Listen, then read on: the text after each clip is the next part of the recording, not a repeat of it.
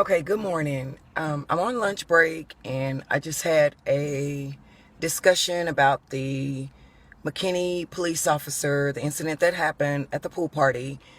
And of course, things got a little, I'm going to say heated based on people's different viewpoints. So I want to give my viewpoint on the McKinney police officer. And some of you might like this, some of you might not. But I think ownership needs to be placed where it should be, and that's in the parents. Do I think that the incident was excessive? Yes. But do I think it was necessary? Yes. Parents need to take ownership in what their children are doing and hold them accountable for their actions, as well as the parents should be held accountable. The first thing is when the officers arrived, the kids started running.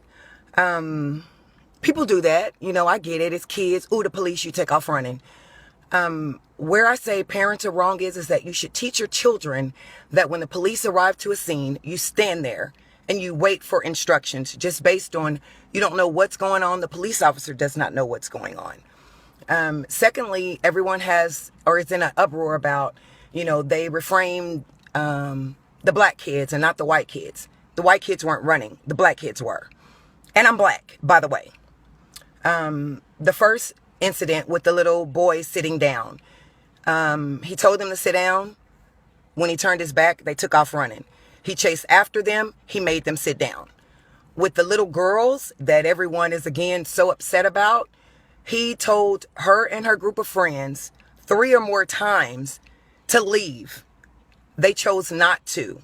That last time when he told her to leave, she walked off and mouthed something smart and turned around to the officer. At that point, he grabbed her.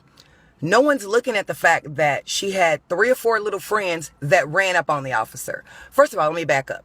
He grabbed her. When he grabbed her, she started pulling away. You cannot pull away from an officer. At that point, that's a threat. So he had every right to detain her by any means necessary from Malcolm X. That's the first threat on him. Number 2, her friends ran up on him. That's threat number 2 on an officer's life. Again, these are kids, but kids kill too. Let's keep it real. Number 3, the other group of kids that were behind this officer ran up. One little boy bucked up as if he was about to strike the officer. At that point, the officer did grab his gun and he had every right and probable cause to pull the trigger, which he did not. Another officer touched him. He stopped. He reframed the little girl. And at that point, the other officer chased the other little boys and brought him back. Another officer walked over, put the little girl in handcuffs. Yes, she is saying, call my mom. At this point, he has not only been threatened 3 different times, not knowing who else is going to run up on him, not knowing how strong this little girl is or what the situation is, because again, they still have not figured out what's going on. So everyone is again so upset because he grabs her, he's holding her down, he has his knee in her back. What is he supposed to do? Calm her down, hold her gently? He's an officer. You do what an officer says when you're put in that situation where an officer has to detain you. Now let's get it straight, for real. We black. We are dealing with 430 years of systematic genocide. Nothing has changed. You are still black and walking. Are all officers bad? No. Are all officers good? No.